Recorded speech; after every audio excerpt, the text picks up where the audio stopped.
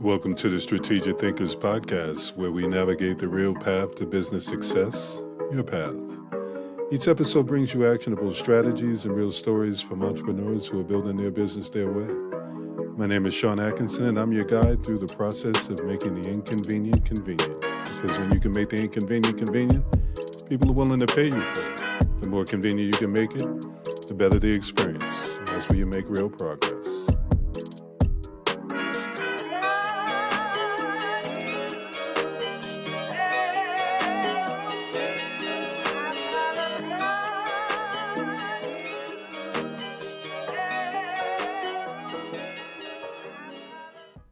I think a lot of communities start with the idea of like, there's the leader and he's up on stage or she's up on stage and they're talking to all the people and all the people are kind of like gobbling up the information. And the admin bar was just never set up that way. It doesn't operate that way at all. It's all of us kind of in a mosh pit together, sharing whatever we can and whatever helps. And you take what's useful to you and you kind of leave the rest alone. And it's amazing some of the throwaway comment somebody makes that ends up really helping somebody out. And that's just so awesome. Welcome to the Strategic Thinkers Podcast. I am excited because this is someone that really helped me find my way. And I think he's going to do a great job in helping people find their way when it comes to identifying what really works for you and then being able to build on it from there. So he's been very instrumental in my identifying where I want to actually work and it going from something that I felt like I had to do to something that I actually enjoy doing. When things are slow, when things are great, no matter when it is, I still kind of kick myself up out of the bed and say, you know what, I'm looking forward to it. So today I welcome Kyle Van Deusen. Happy to have you here. Welcome, bro. Excited about this one. I am too. I just want to apologize to all your listeners immediately for your perfect, smooth DJ voice, and then they got to hear this nasally country guy contrasting between it. It's gonna be quite the ride. Not at all. I think it's the proper blend of everything. Because if I could have a twang, bruh, I would. That New York accent kicks in, and it just takes it all away. There's no hiding where I'm from. Me either. Well, one of the things that I wanted to be able to discuss was community building and how you've essentially built out a brand that allows you to be able to have a lot of opportunities that people talk about, but they never actually accomplish. And you've done it in a way where it still allows you to be able to sleep at night, like you've got your principles and everything else. So I couldn't imagine a better person to be able to bring in, because that's the experience that I want people to be able to have. There's gatekeepers and all kind of things out there where they make you jump through some hoops, but you've always been very welcoming and making sure that if people had questions, if there were things that you could help with, that you would always step in. And those are really the people that I want to be able to have out there. So for all the people that are on the fence and not sure if this is something that they can do because they're that type of person, proof positive right here that you can be that person and still succeed. I want to start with when we had our strategy session, you mentioned that you started the admin bar without a business model in mind. How did no expectations approach your influence to the community development? What was that process like for you? I'm kind of a ready, fire, aim person just in general. I get excited about an idea and then I'm going to go do it right then. And then we'll figure out how it actually works later, So when we started the admin bar, it was really just for those that aren't involved in the WordPress community. The WordPress community is very strong. There's lots of people there. It's a really cool place. I'd never really been a part of anything like that before. Most people saw other businesses who did the same work you do as a competitor. And in WordPress, it was never really like that. People were very open to share and help and all those kinds of things. So I was very inspired by that. I'm like, I would love to have this kind of community of people as well. So it really started with just me and a buddy who started, we kind of connected. We had similar businesses and we started sharing things about our business, about our pricing, about our complaints about customers, about all these things that, you kind of live on an island when you're running a business. And we just realized that as we shared more with each other and learned from each other's mistakes and took the shortcuts that they gave us and those kinds of things, our businesses just started doing a whole lot better, a whole lot quicker. And I'm like, well, if it works with 2 of us, how would it work with 10 of us or 20 of us or one day now 11,000 of us? Wow. So really it wasn't that there was no plan at all. There was just no idea that it was going to be any sort of business whatsoever. The whole idea was just like, let's get more people together so we can learn and grow and do more than we could if we just sat out on our own, No, no, that makes sense.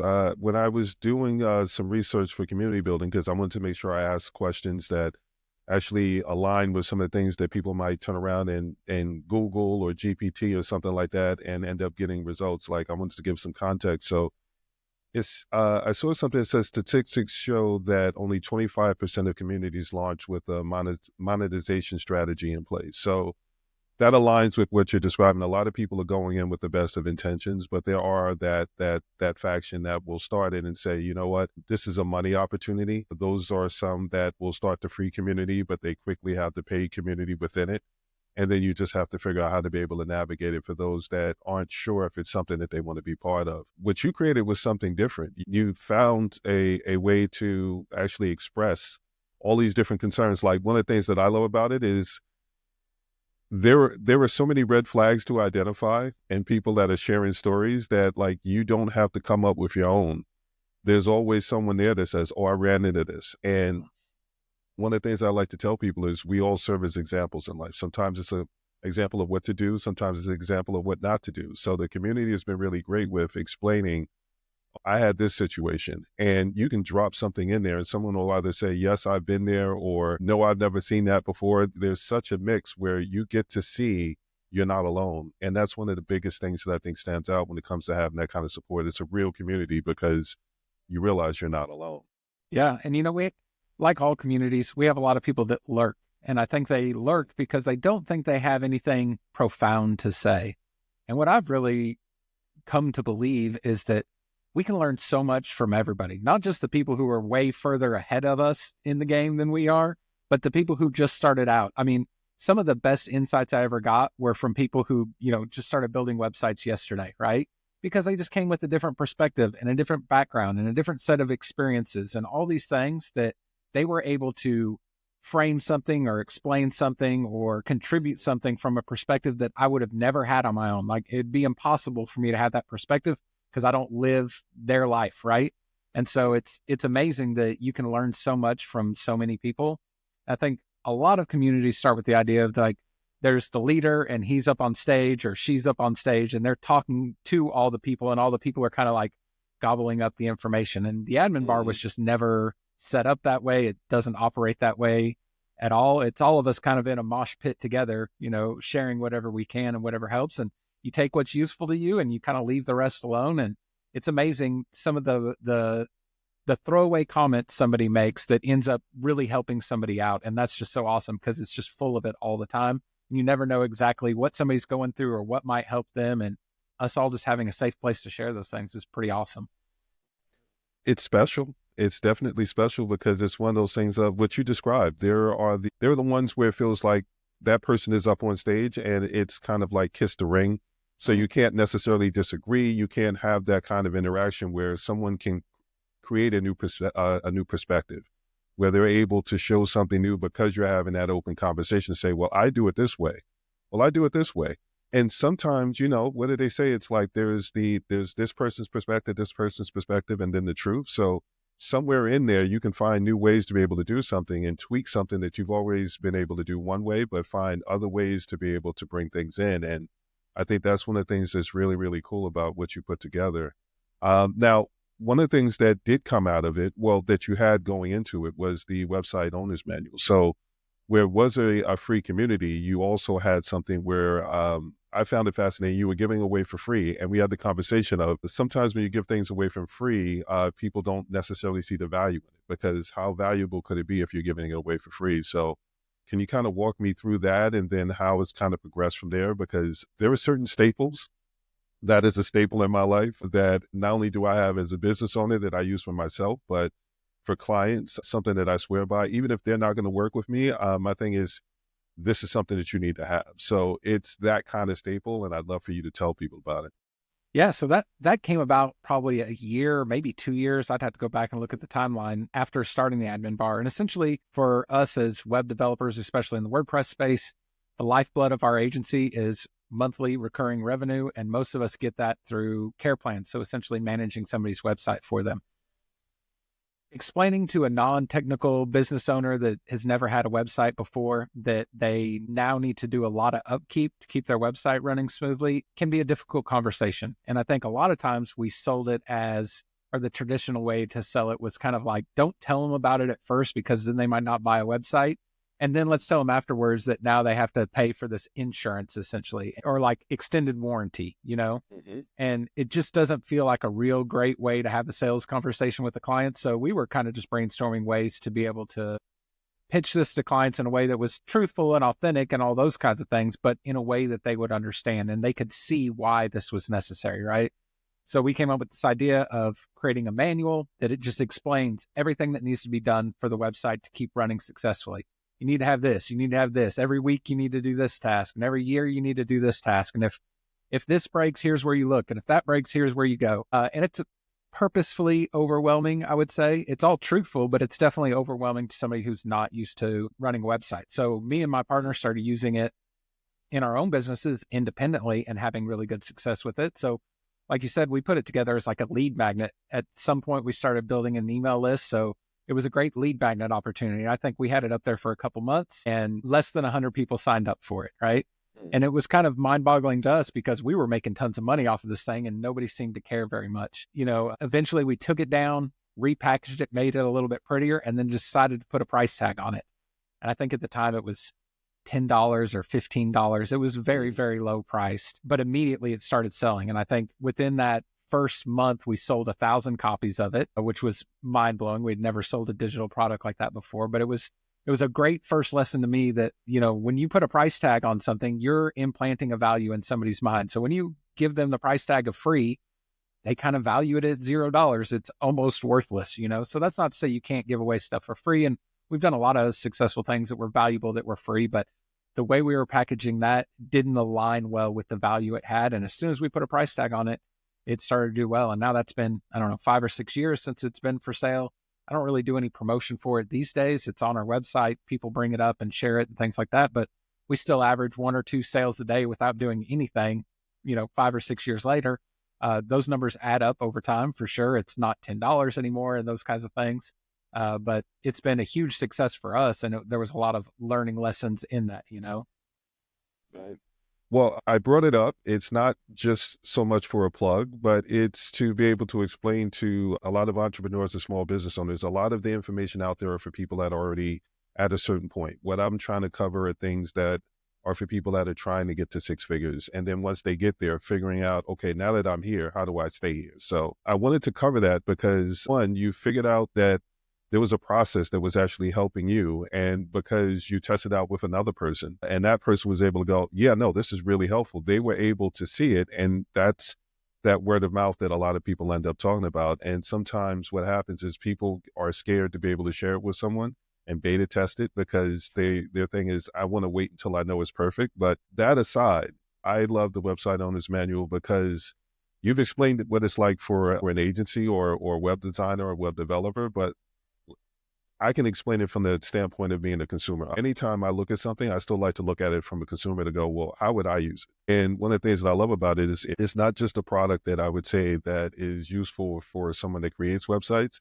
I think it should be mandatory for anyone that has their own business and website, because if you want to have somebody new come in, if they have to try to figure everything out and see how somebody daisy chains something together, it's going to cost you more. So if you're trying to figure out how to be able to save budget and keep things manageable, having something that you can hand someone and it answers all the basic questions that they would ask is valuable. So I didn't want to just leave it at this is only for web designers. I think this is for everybody that wants to be able to have something that goes along with their websites. Yes, it was in its own way breaking down what it is that you do, but also I wanted to make sure that people understood the importance of it. And then now switch it over to the fact that you created it. You realize putting something out there for free, sometimes people devalue it just as something that they'll get to when they get to, but it doesn't mean that it doesn't have value. It just means that you don't understand how to use it yet. Because once someone understands the use cases for things, it opens up the doors where they can start to see the value in it. So the better they understand it, the better they can start to see themselves using it in the different use cases. So I think it's important to beta test and kind of test things out and kind of put something out there even if you're not sure, if it makes your life a little easier, you never know. It could be something that can make some other people's lives easier. And you have to ask the questions to be able to get there.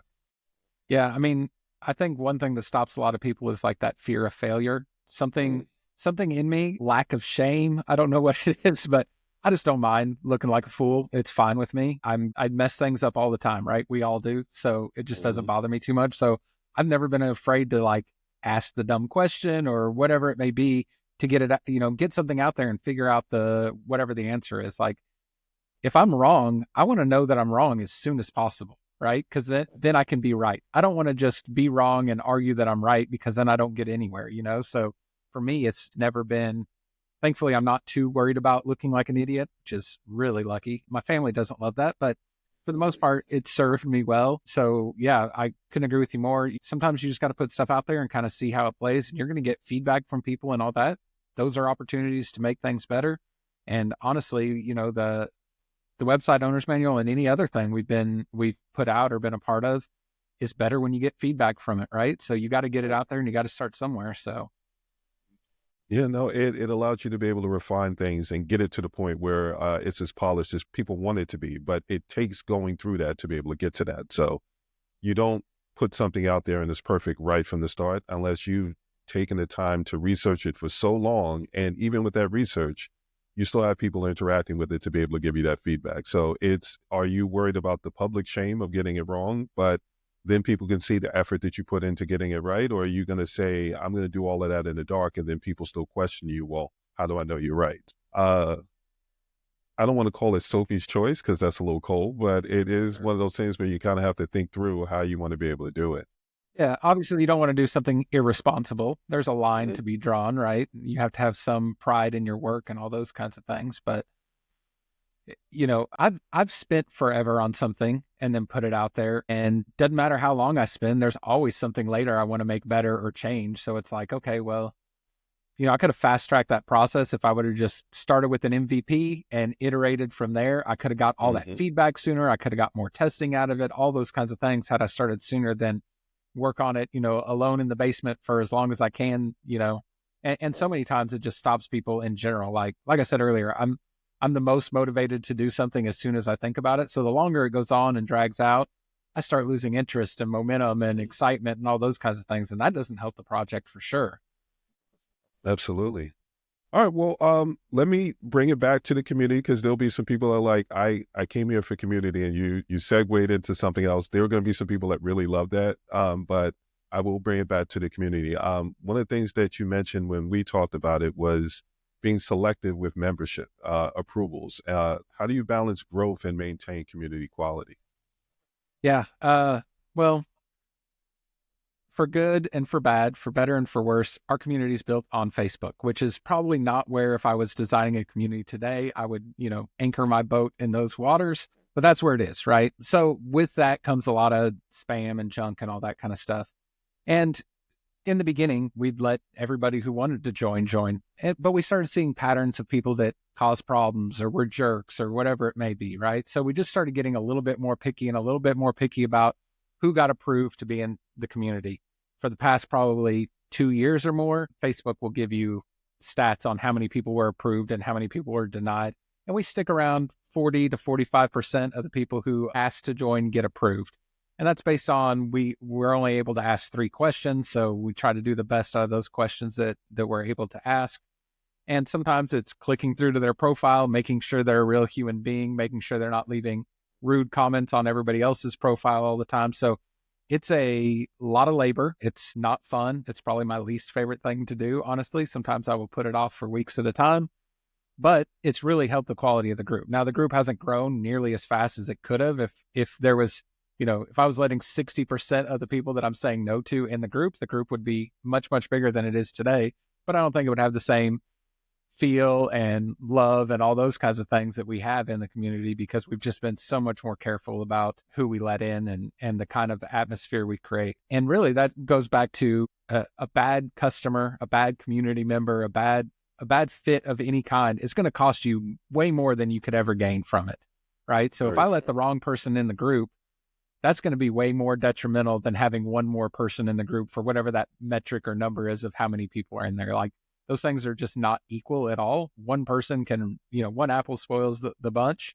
Hmm. So for me, it was always kind of like, how do we keep this quality up and the quality high? And it's been detrimental in how fast the community has grown, or not having as big numbers as we possibly could, or even having the potential to sell the products we have now to more people.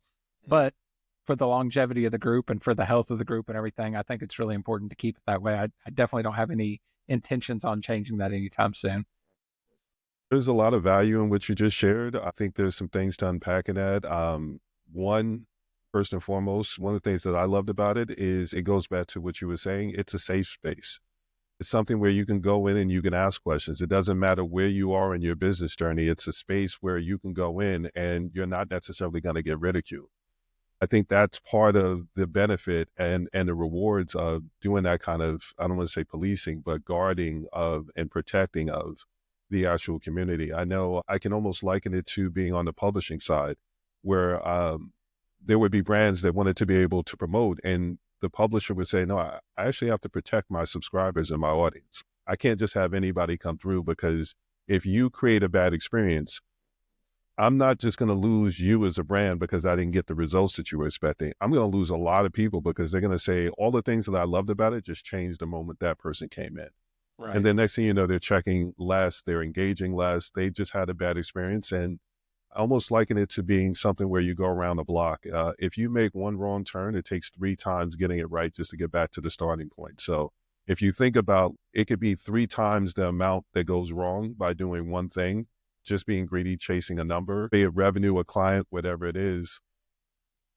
These things cost. So you want to think through what you're looking at. And if you see red flags, I think it's important. I think one of the things that you said that I also want to be able to run back is you actually take the time to look at people's profiles. So it's not a numbers game.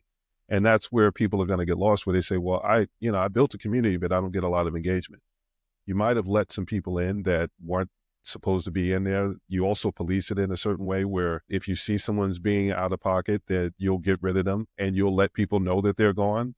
So there's that extra level of, I don't feel like going back in there because I know that person was in there, and you'll let people know, yeah, that happened and this is the result of it. So that way people can see, oh, well, I don't want to do that because I don't want to be that guy.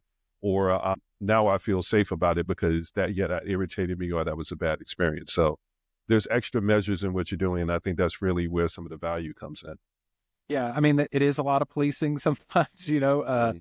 I try to, early days, it was much easier to pay attention to every post and every comment in the group because there wasn't that many of them. Now there's a lot more. There's more than I could keep up with every comment every day. But thankfully, people have learned the culture of the group. And when something doesn't align with that culture, there's reporting features. They will report that to me and I take care of that pretty quickly. But yeah, we're very quick to escort people out of the group who aren't a good fit. That's led to very uncomfortable situations. A lot of times when you ban somebody from a group, they take it Mm-hmm. as a personal attack, which I guess in a way it kind of is personal, but I've dealt with a lot of angry DMs and emails and all that.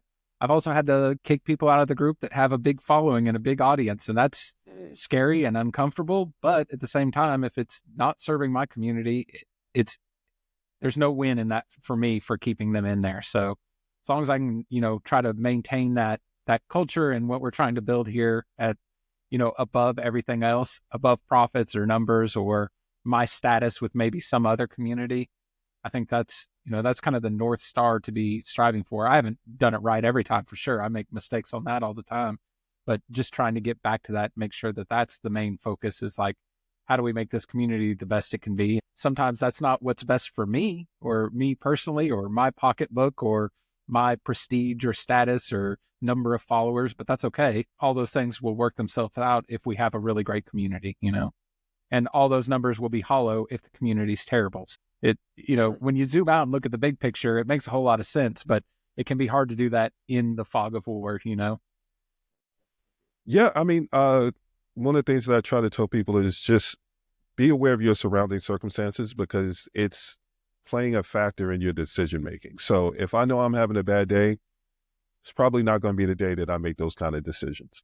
I can have a quick trigger. When my patience runs low, is very, very low. Like I'm quick to the trigger of like, okay, I'm not trying to have this conversation. So if I know that that's where I'm at, then that's not the time for me to do something like that. If I know I'm at a point where I want to be able to grow out that list, I want to make sure that my eagerness to do that isn't opening people up to having bad experiences, because they won't remember that person as much as they'll remember you were the one that put them in that spot.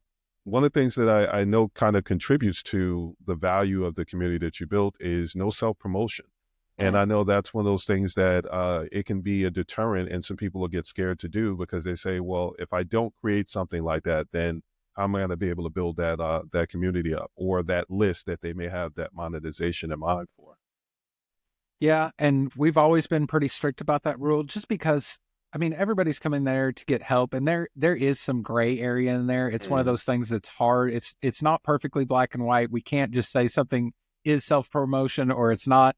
Sometimes they're having a problem with their website and they need a link to their own website in order for you to go look at their problem, right? So you have to use a little bit of judgment and context and things like that. But if the group were just a commercial for everybody's sales funnel and product and all that, it would be unusable for everyone, right? So it would be way too hard for me to decide on a individual post by post basis what things I want to allow and what things I don't want to allow. And then that allows all my biases in there too. Like my friends get to do it and people who aren't, I don't know, don't get to do it. And that gets really messy as well. So we've just stuck with the no self-promotion rule.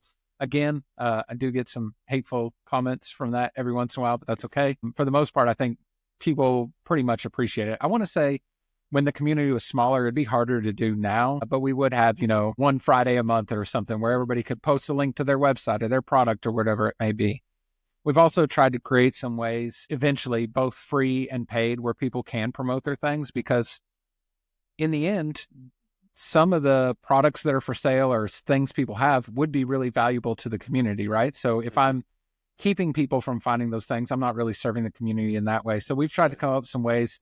I have a very cheap advertisement in my weekly newsletter. So if people want to promote something in the newsletter, there's an inexpensive way that just about everybody could afford to be able to do. I also take guest posts under certain circumstances, right? So if people want to write some kind of helpful article and get to mention their product in there, I'm totally cool with that. But you're going to have to give a little bit to the community in order to get something back like that. So we've tried to create some ways where those things can still happen without it just being, 5 posts a day about somebody's product. And people still come into the group and try to do that. Their first post is them promoting whatever their product is. And I just don't see any benefit to the group just being that. So we've been pretty careful about the no self-promotion rule. I would say one of the benefits and the perks of that is it's allowed people to find out what other people do by giving them real examples. So if someone comes in and they ask a question and you're able to solve that problem for them or that challenge, the follow-up question to that is, how did you know how to do that? And when you have that kind of community where people will answer your question, no matter where you are in it, then it opens the door for you to have people that understand what it is that you do. So it's something where it naturally happens on its own in some cases. But yeah, I do know when it comes to the smaller groups that there are things where you kind of dedicate a day so that people can learn about each other and what people do. But in my experience, when I see those posts and I see 100 comments, how many of those am I really going to read through to really be able to get the nuance of, as opposed to if I see a question that someone asks and I go to put in a comment to respond and I see someone else answered in a similar way. Sometimes I don't need to leave a comment because the person answered in the way that I would. I just like that and say, you know what? Exactly. There are definitely those people that will come into a community and their first thing is their introduction. We're going to put the air quotes around introduction, where they tell people what it is that they do. And I don't think people necessarily understand. There are a lot of people that taught sales, and that's what the strategy gives them. Like they'll put something out there where they'll say, okay, well, you got to get in the community and you got to let people know what you do. You do, but you don't have to do it that way, because it's like walking into a crowded room where everybody's having conversations and you walk in and go, hey, everybody. And it's just like you interrupted everybody in the room, and everybody, if they all turned around and looked at you, it wasn't out of endearment. It was, who's this guy? And then you have to take the time to try to fix that reputation that you just created. So I love that you mentioned it, because I'm more of I'm going to sit back and kind of read the room first so that I can figure out like who I might want to respond to, who's already answering things in ways that I would, or any variation of. But I think it's better to kind of take the temperature first and figure out what the rules are and how they work, and leave comments within other people's posts and things like that, because that's where people are going to find you more than just some random post that nobody's going to engage with because they didn't like the way that you did it, and it's going to disappear anyway. So I think people kind of shoot themselves in the foot with that. For sure. There are a good handful of people that I could rattle off their names that have been members of the community for a long time. If you bring up this software or this technical issue or content marketing or whatever topic, 50 people are going to tag that one person and say, this is who you need to talk to. And that person's getting tagged because anytime that subject comes up, they leave a really thoughtful response, or they answer the question, or they have resources for it, or whatever it may be. They've built the reputation of knowing those things. So now they don't have to go in there and self-promote and say, if you need help with this, call me. Everybody's going to do it for them because they've demonstrated their expertise and knowledge and all those kinds of things. So there's definitely a right way to go about it. And well, in my opinion, there's a right way to go about it. But it's not the easy way, or it's not the quick way, right? And I think a lot of people just want the quick win. If you spend a few months building your expertise, you're going to get a whole lot more out of it in the long run than if you just try to spam, 50 groups per day and get kicked out of half of them. It's very short-sighted. It is. It is. One of the reasons that I wanted to speak to it is because I know that's actually part of deliverables that people are getting when they go to strategy sessions and coaching sessions. Like, oh yeah, this is what you do. And for me, it's one of those things of, you got to put it in context. A lot of times you'll hear people and say, well, you got to get on social media and you got to engage. Well, if you don't give them more context to say, this is how you can go about doing it, then they will do things like that and they won't know any better. And then they'll say, well, I did it, but I didn't get the results. And that leads to that start and stop that basically make sure that you never get anywhere. Starting and stopping is one of those things that you never get far enough down that road to be able to tell if that road was actually something that works.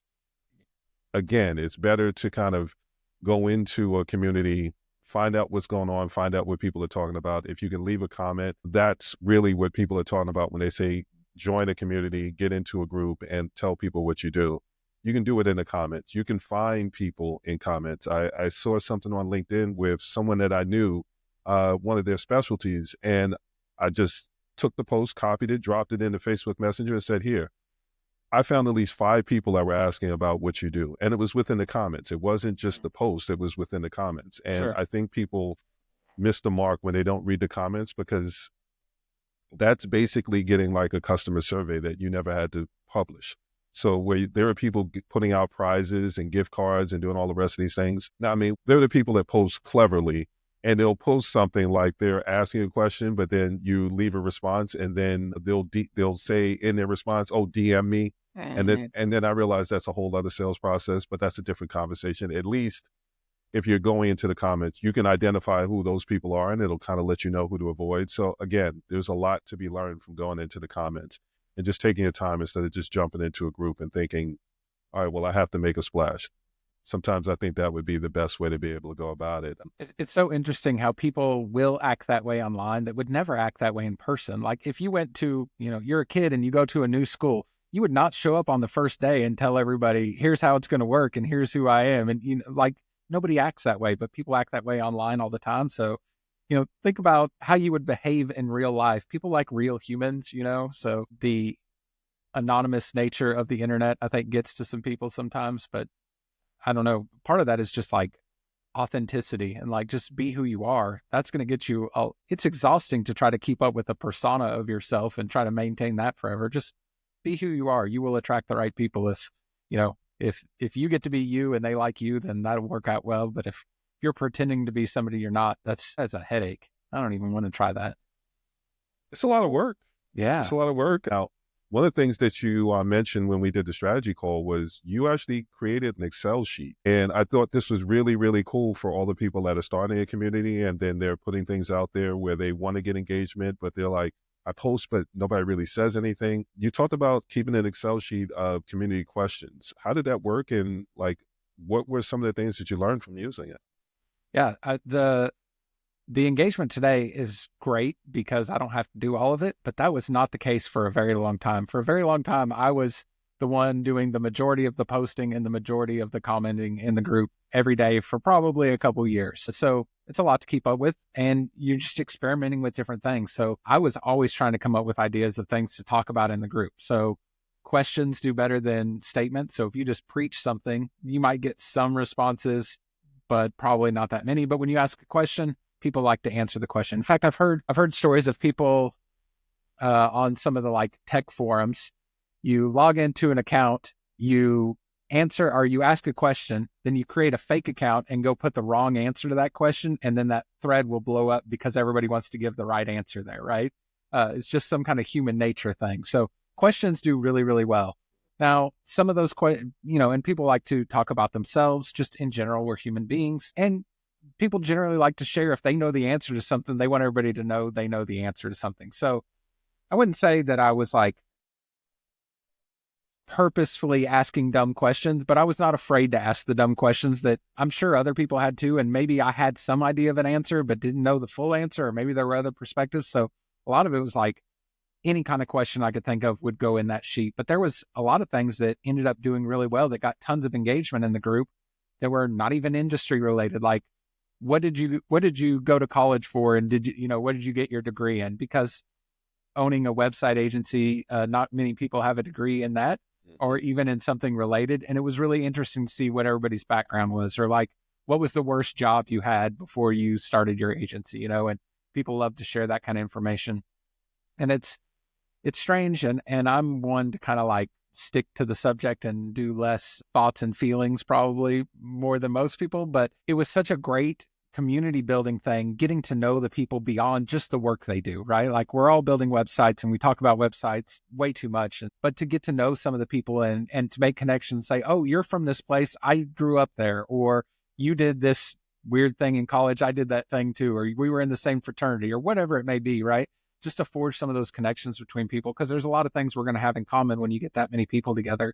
So I started to learn pretty early on that some of those personal things did really well too. So trying to mix those in there and riff on any of those ideas. So I kept a spreadsheet for a long time of just like every thought I had, let's put it in there and we'll see how we can put it in. And even still, like, less today, but so I do a weekly newsletter, and a big portion of the newsletter is like, here's the top 5 threads of the week, or the most interesting conversations that were being had for people that might have missed them.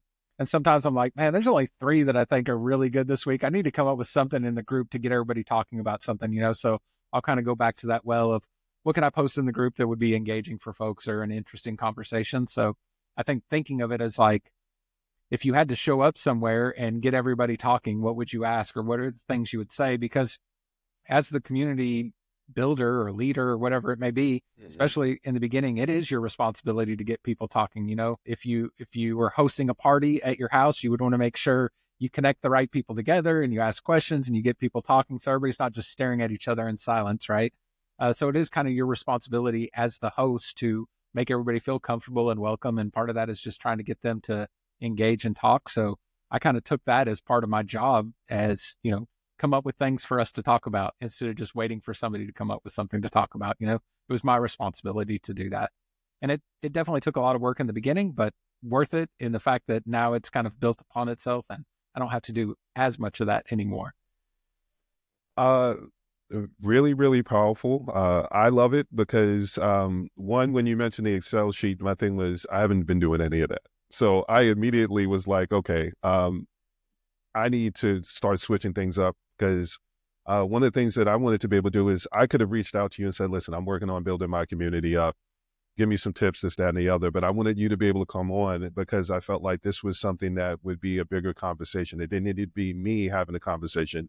I wanted other people to be able to have access to the insights that you could share. And I think one of the things that you covered is, by doing that, you gave people an opportunity to be able to know each other on other levels. And by having that, then that gets people asking more questions. It gets people knowing each other beyond the work. But then it always comes back to the work at some point. So you built a community that actually communicates.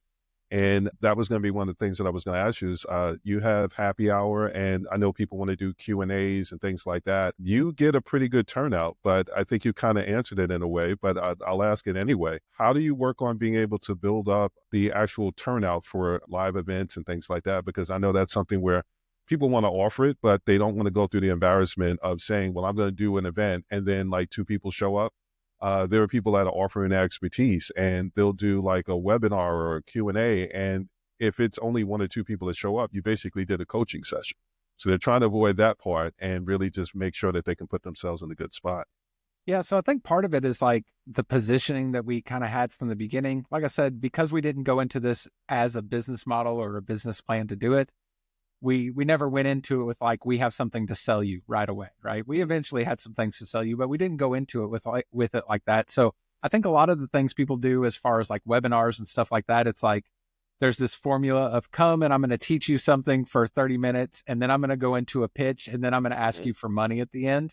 And we've been so conditioned for that being kind of the way things go that people don't really show up for that so much anymore. I also had nothing to preach. Like I just wanted to talk with people and learn from each other and have conversations about what's going on and go back and forth. So we did, instead of doing webinars where we were, teaching or whatever it may be, we did happy hours where it was like, hey, we're going to all get together and talk about the web host we're using. And everybody's going to share what they like and don't like. And we'll all just hang out and it'll be what it is. And it's very casual and all those kinds of things. So the great thing about doing those calls, which were all live on Zoom, is you just got to know people so much better when you're on a video call with them. Like you learn their mannerisms and personality and the way they speak and all those kinds of things that just don't translate to comments inside of Facebook, right? And you kind of humanize everybody, which I think is important in getting to know everybody. So we did those for a very, very long time, took a break for a while, and we're back to doing them again.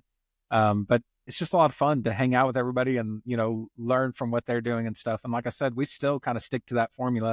In fact, we just scheduled our next one where we're going to be talking about content marketing, and my, promotion for those events is always like, here's what we're going to be talking about. Bring what you're doing and what's working and not working to share it with the rest of the group. Like it needs to be a collaborative experience where we're all coming there to share something, even if it's like, I don't get it. I've tried writing blog posts and I never get traffic. Okay, well, tell us about that, whatever it may be, because I think there's, like I said earlier, there's something to learn from everyone. So for me, it was always better to do some kind of like collaborative thing, get everybody involved.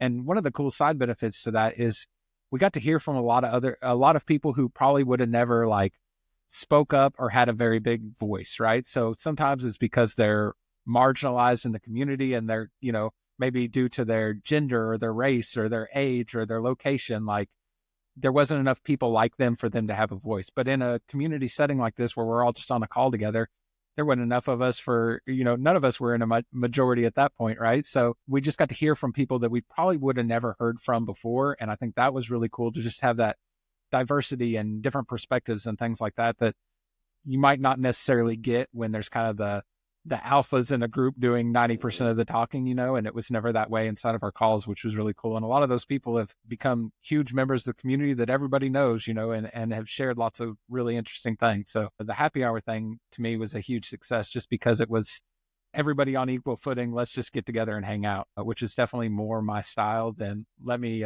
preach to you for an hour. No, I love it and appreciate it because as someone that's attended the happy hour, I got to know people and understand posts better because, I'm a sarcastic person. I'm not funny. My brother's funny. I'm sarcastic. So, I'm more in person. It's like, oh, you're funny. And I'm like, no, I'm sarcastic. It's only going to be funny in person. If I just put it in a post, the only thing that I can rely on is GIFs because the GIF allows me to be sarcastic in a way where I at least get to give the visual. But just in post, dry humors, things like that, doesn't come across the same way. People get to learn things about each other, nuanced things that they wouldn't necessarily get from a post. And that kind of engagement is what allows people to start engaging in the actual written posts and the text posts and things like that. So I think it's really important. And I wanted to make sure I covered it because you're absolutely right. When people hear Q&As, webinars, things like that, even with the co-working session was a nice transition for those that wanted to kind of talk about work, but they didn't really talk about work. But you can go to some of the co-working sessions and you're basically sitting on Zoom or something like that in silence.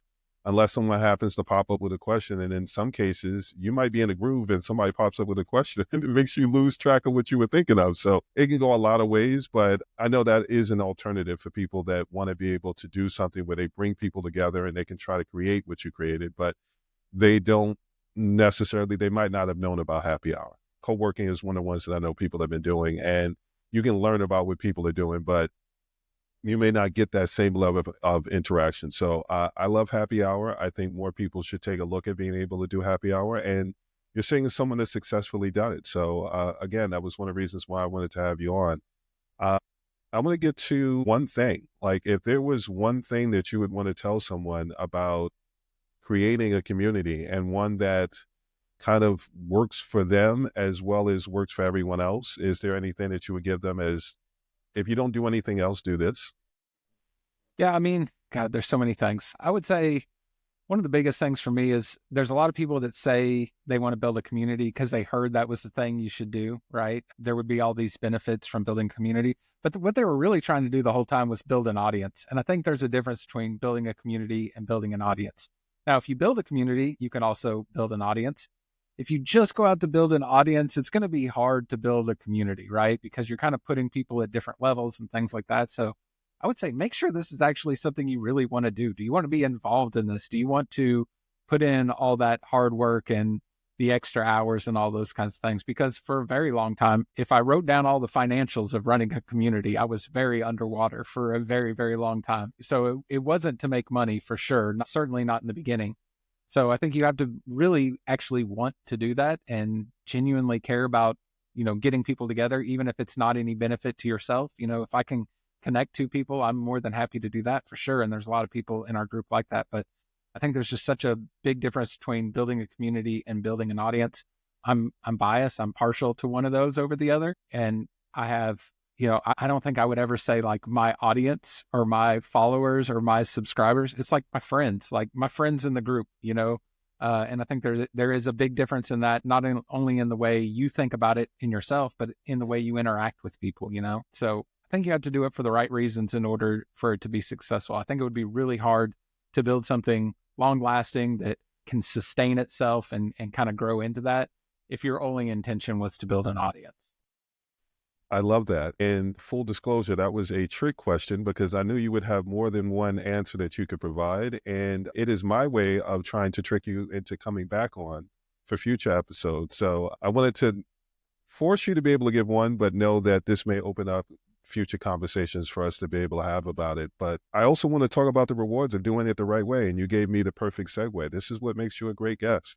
I want to talk about the rewards. How has your approach to building a community changed your business? Because you've kind of hit that nirvana of, because you went about it the way that you've gone about it, you don't necessarily have to chase client work or take on as many clients as you might have in the past. You've kind of built yourself a world and a brand that allows you to be able to function. And in some cases, depending on what people are doing, they may want to have more of a work-life balance, and getting to that point can actually open the door for you to be able to do things like that. Like we talked about, like the weather conditions, and when things happen, if you've got kids and the kids are home for the day, like what do? I've been on calls where people wanted to be able to take care of business, and you could tell they're never home because the kid would not leave them alone. There was no boundaries whatsoever. It was one of those things of, this is open season. And what you've done is you created something that allowed you to be able to be on this call and for us to have this conversation and still have time for family and everything else. So tell me about that. Like we see what the process was. It wasn't easy, but now that you're here, I'd love to be able to talk about some of the rewards and the wins that come from it. Yeah. So I would say I struggled for a very long time with just working too many hours, because instead of having my agency, part-time and the community part-time, I just had two full-time jobs. So, there were a lot of 14-hour days, 6 days a week for years at a time, which I would not suggest to people, but I'm kind of a workaholic in that way. But at this point, like you said, because it's grown organically, I think there was a point where I thought, ooh, maybe this is how I could actually sustain my lifestyle, my family, pay our bills and everything like that. And I was trying to just like, okay, how do I make more products and make money? And none of those things worked. It only worked when it was like organic and the right fit and all that. And I couldn't just do that on demand. It kind of had to happen when it would happen. So a big part of it was just time, like just waiting for there to be enough time. But you're right, at this point, I still manage a bunch of clients' websites, but I don't take on a whole lot of client work at this point just because I don't have to. So yeah, I work from home. I'm in a hoodie and gym shorts, pretty much unless I'm in the shower. That's what I'm wearing, which is great because I don't want to go anywhere and I don't want to put on any fancy clothes, which is excellent.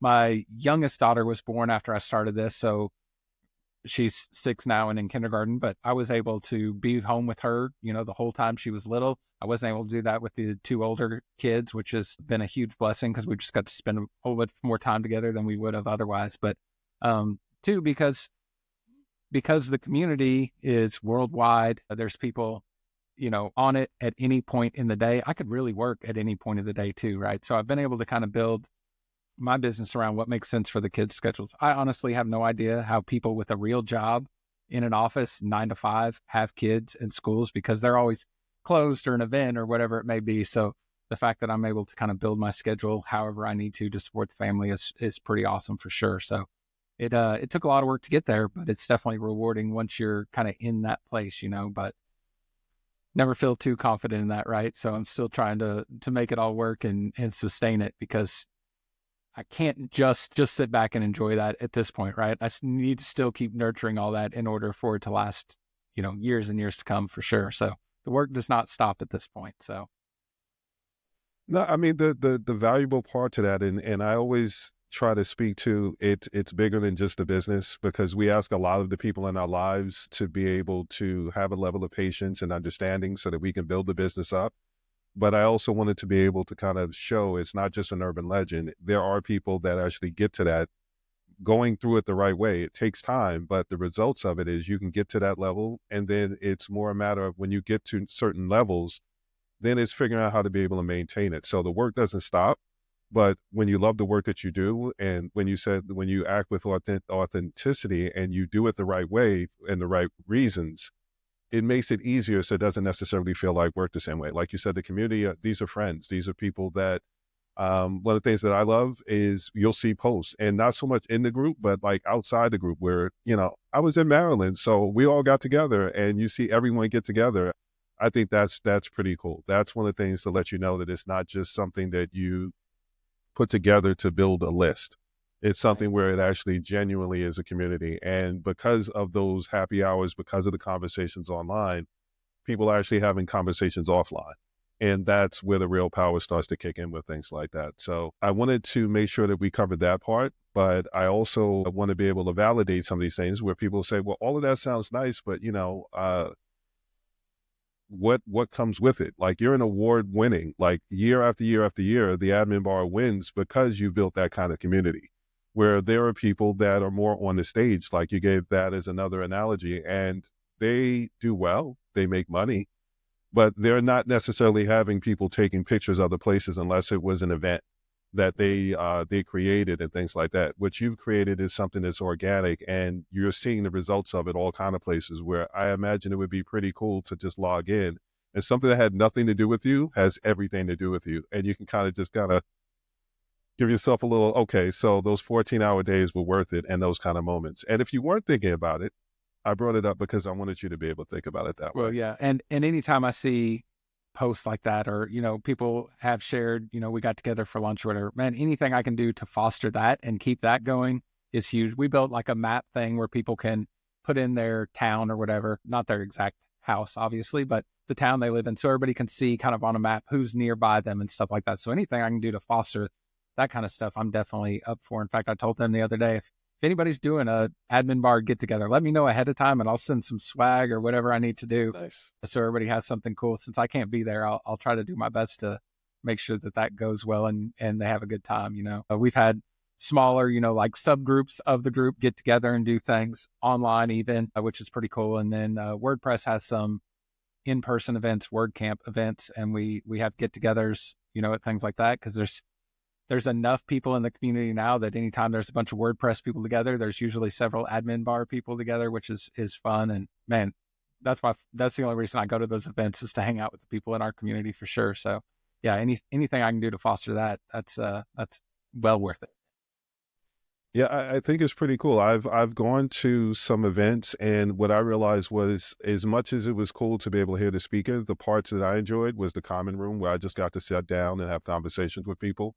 And I've actually gotten in trouble where I was supposed to listen to a speaker, and they were like, "Well, what'd you think?" And I was like, "I got so caught up in this conversation, I missed it, and I didn't want to walk in late." But like, I got so much from those conversations, as opposed to someone that was on the stage giving a presentation. That was me just focusing on what they thought I needed to know, as opposed to a conversation where I got to say, well, you answered my question, but now I have a follow up, or now I have this, or now I have that. And you get so much more context, where in some cases, having that community is completely different, as far as an experience and a learning experience where you can retain the information, than having that person where you're on stage. So I know how much I've gained from conversations. I know from the table, which is something that I think is really, really special. Like, you've been able to put things together that created revenue streams, but it also created opportunities for people to find their way. So one of the things I wanted to be able to bring it back to for a moment is the monetization. So we've talked about building a community. We've talked about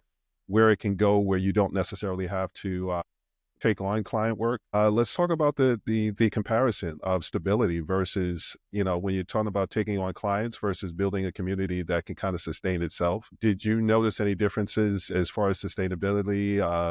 Just how did your workflow change, or your day change, based on pursuing clients? Because some people are really good at pursuing clients and they do really well with that. But if you're not a sales type person and you don't want to do the cold emails and things like that, in a way, you've almost described yourself as being somewhat introverted, by like, I don't want to be out there with all of that, but at the same time, you're out there. So it may be something that, personality wise, I think if you know who you are, and how you like to communicate with people, it opens the door for you to be able to do things and extend your reach and still be able to generate the revenue that you had. So did you notice any changes in the stability from client work to having a community that you built and now can manage and maintain lives with that?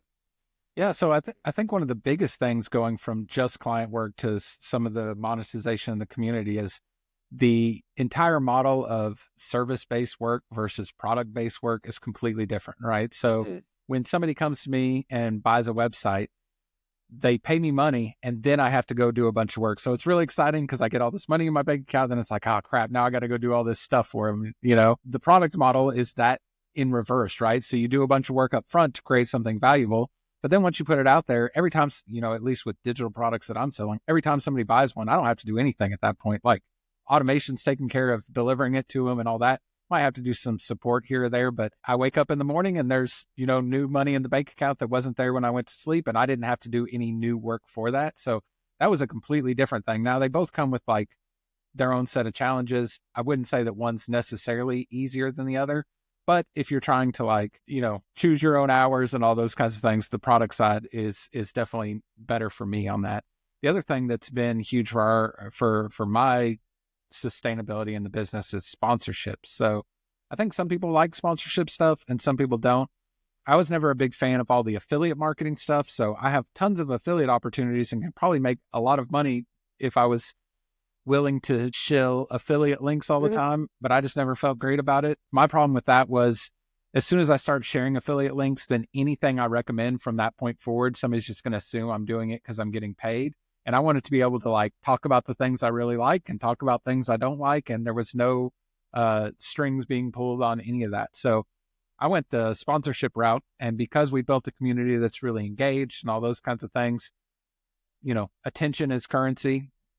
That's it, at this point. So the companies that have businesses that rely on people like that are in my community, they want their attention, right? So thankfully, we've built up some opportunities, our newsletter being a big one of them, to be able to sell sponsorship spots.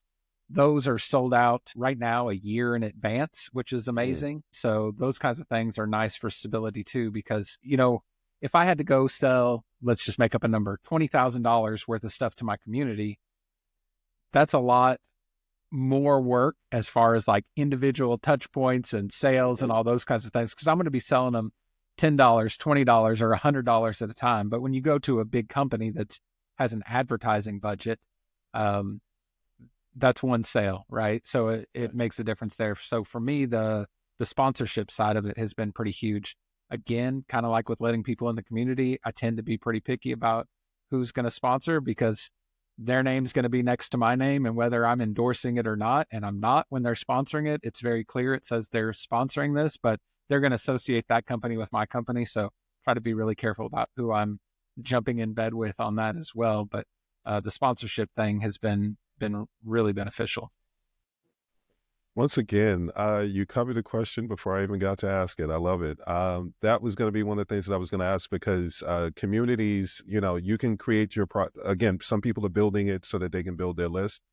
But one of the ways to be able to still stay authentic and still be able to generate some revenue can be sponsors. And you've got some great ones. There are some that, again, are staples. Termageddon, shout out Hans. That is one where I don't care who it is, similar to the website owner's manual. I think that's something that's a necessity when it comes to care plans. I don't even offer those publicly anymore. It's one of those things where you talk about where you get to a certain point, you know what's involved in the job, and I don't want to work on something if I don't think you've got the commitment to see it through, because the level of work I have to put into setting some stuff up for like care plans and things like that. I don't want to have to do that if your website's going to be down in, like 6 months or something like that. So I love Term Again because that's one of the things I let people know right off. Like, you would want to make sure that you're covering yourself in all the different areas that you may sell, because people will put out a website and say, oh, I'm only selling in New York. Sometimes I've told people like, okay, well, based on what you're selling and what you're charging, you need to start thinking about sales tax, because you're going to be selling in different states. And what happens if that state comes back and says, well, you took money from us, but you didn't kick in on anything. What are you doing at the end of the year? How are you planning for things like that? And it's not just knowing sales tax, it's also knowing the laws. I think with small business owners, as much as they say it's supply and demand, it's really demand and supply. They'll tell you what they need. And then it's up for us to be able to come up with the solutions. You can create something and then try to sell it, but it's what you said. If you're trying to sell something, it's the level of work you have to do in order to be able to get it to all the right people and all the rest of it. If you're not shaking anybody down, you're not hitting people over the head with sales, you're creating an opportunity for people to be able to get answers to their questions, to learn. And in that process, you've been able to see to your family and yourself. So I think that's powerful. I think that's something that more people want to be able to do. They just don't think it's possible. And it's like, what is it? The 5 minute mile. No one thought it was possible until the first person did it. And then everybody started doing it after. I needed people to be able to see that there's a real example and give you your tacos at the same time. Very nice. Love it. Love the tacos. And for those that don't know, as a guy, I feel awkward saying to another man, I want to give you your flowers. So I always ask, what is your version of flowers? So it's an inside joke of tacos. But yeah, I just wanted to be able to bring you on, give you your praise, because I love that you were someone that went about it the right way. In my mind, I'm principle first. I've been in rooms where I was able to make a lot of money. If I was in it for the money, I'd have stayed on the corporate side. I left that because I ran into so many people that said, I would love if there was someone that could teach me how to do what these people already know how to do. You're getting paid to allow them to be able to continue doing what they're doing. But if someone could teach me how to be able to do it, imagine all the different things that I'd be able to do. So I feel like you went that route more so than just I'm in it for the money. And I think there needs to be more examples of that online and just for people to be able to take in. So thank you for coming on and being that example and giving so much great information. There are going to be people that are going to get a lot from this. There's going to be nuggets that, depending on where you are in your business journey, you might hear it one time and you'll hear one thing, but if you go back to it and you listen to it another time when you're at a different stage, it'll mean something different to you. So early stage businesses, yes, there's work involved, but you can see the results of the work. For those that are a little further in and you might have built a community so that you can build a list, it's not too late for you to be able to kind of transition over to building an actual community and allowing the list to build itself. You're way too kind to me. I'm going to have to go upstairs and go see my family so they can put me back in my place. I do what I can. I do what I can. We don't hear it enough as guys sometimes. So, whenever I get a chance to be able to sing someone's praises, I like to be able to do it because the world is quick to tell us what's wrong with us so we don't hear enough of what's right about us. And I genuinely just love the way that you've gone about it. So thank you. And again, the offer still stands. I would love to be able to have you come back on. I'm sure there'll be questions and things that come up. I'd love to be able to present those and gather some more of those insights and experience that you have. Yeah, I would be super interested. Community building wasn't something I like ever set out to do or like studied or I just don't know. I know my own lived experience. So I would love to hear from people and what struggles they're going, what struggles they're having with it and things like that. I'm sure there are things in there I never thought of that I did that might be helpful. So I would encourage that. If you got questions, put them out there. I'll be glad to come back and blabber some more. Perfect. What I'd say is anyone that watches it on YouTube, leave a comment and I will pull the comments and put something together to be able to bring Kyle back on so he can answer them. Sweet. And with that, I want to be mindful of the family man who is at home and give him back to his family and say thank you again. And we will do it again. And for everyone else, like, share, and subscribe. And I'll see you next time. Excellent. Thanks, Sean. Thank you for tuning in to the Strategic Thinkers Podcast. Remember, when you can make the inconvenient convenient, people are willing to pay you for the experience. The better the experience, the more they'll not only pay you, but help others pay you. Serving as brand champions. My name is Sean Atkinson, and I'm wishing you well on your journey to your definition of success. If you find this podcast interesting, helpful, worth a listen, like, share, and subscribe. Leave a positive review so people know to check it out, and I'll see you next time.